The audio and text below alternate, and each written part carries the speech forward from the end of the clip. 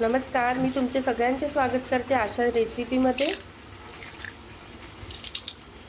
तर बघा एकदम क्रिस्पी आपण असे हे वेफर बनवलेले आहेत आणि घरच्या घरी लहान मुलांना आवडतील असे आणि उपवासालाही चालतील। तर बघा आपण बघूयात। तर हे बघा, हे मी ना इलायची केळी घेतलेली आहे। हे आमच्याच फार्म हाऊसमधली आहे। तर एकदम ऑर्गॅनिक आहे, ह्याला बिलकुल आम्ही औषध वगैरे वापरलेलं नाही आहे। तर हे छान अशा या इलायची केळी बोलतात ह्याला आणि या साईजने थोड्या छोट्या असतात। तर बघा ह्याचं पूर्ण आपण साल आहे ना हे काढून घ्यायचं आहे आणि स्वच्छ पाण्यामध्ये ठेवून द्यायचं आहे, कारण हा काळपणा म्हणजे काळपटपणा येऊ नये म्हणून।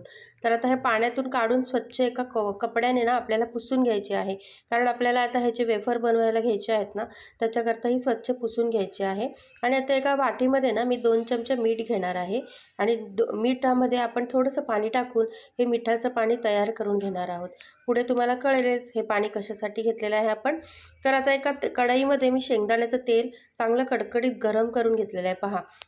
आता डायरेक्ट आपल्याला ना हे जे वेफर आहेत ते डायरेक्ट आपण या तेलामध्ये सोडणार आहोत। तर बघा माझ्याकडे हे असं जे आपण बटाटे वगैरे कापतो बघा, ते माझ्याकडे होतं साहित्य म्हणजे कापायचं। तर त्याच्याने डायरेक्ट आपण हे केळी त्याच्यावर हे करून डायरेक्ट ते आपण तेलामध्ये सोडलेले आहे। जसे मार्केटमध्ये मिळतात बघा केळीचे वेफर, ते कोणत्या तेलामध्ये केलेले असतात आपल्याला माहीत नसतं आणि ते तेल किती वेळा वापरतात हेही आपल्याला माहिती आहे आणि आपल्या हेल्थसाठी बिलकुल चांगलं नाही आहे। तर आपण घरच्या घरी लहान मुलांना खाऊ घालू शकतो आणि जास्त काही साहित्य लागत नाही, एकदम घरच्याच घरी आपण हे बनवू शकतो। जर तुम्हाला इलायची केळी नाही भेटली तर तुम्ही साधी केळी जरी वापरली तरी छान असे क्रिस्पी हे वेफर बनतात। तर बघा आपण छान असे तळून घेत आहोत। आता हे झाऱ्याच्या साहाय्याने आपण अलटी-पलटी केल्यानंतर आपण जे मिठाचं पाणी बनवलेलं ना, ते 1 ते 1.5 चमचा आपण या तेलामध्ये टाकणार आहोत। तर हे पाणी टाकताना थोडंसं सावकाशने करावं काम, कारण हे ते आपण जेव्हा तेलामध्ये पाणी टाकतो त्यावेळेला बघा असं एकदम उकळ्या यायला लागतात, म्हणजे हातावर हे उडू शकतं आणि आपल्याला चटकाही बसू शकतो। तर थोडं सावकाशीने हे काम करायचं।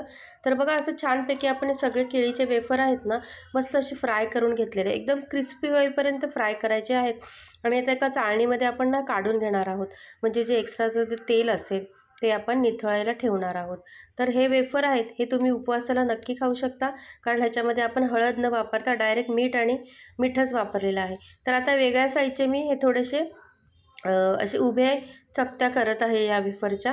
ह्या पण बघा मिळतात आपल्याला मार्केटमध्ये आणि जर तुम्हाला हे उपवासाला जर खायचं नसेल तर तुम्ही ह्याच्यावर थोडंसं पेरी पेरी मसाला आहे ना, तो जरी स्प्रिंकल करून खाल्लं ना तरी खूप छान लागतील हे होममेड वेफर।